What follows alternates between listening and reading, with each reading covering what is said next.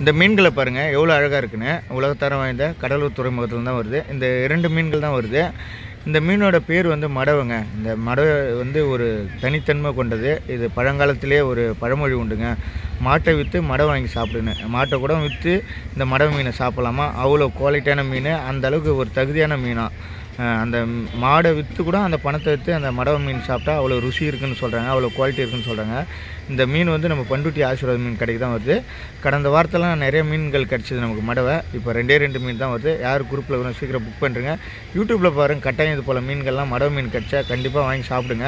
அது வறுவலுக்கும் நல்லாயிருக்கும், குழம்புக்கும் நல்லாயிருக்கும். ஒரு தரமான மீன் நம்ம பண்ருட்டி ஆசீர்வாத் மீன் கடைக்கு வருது.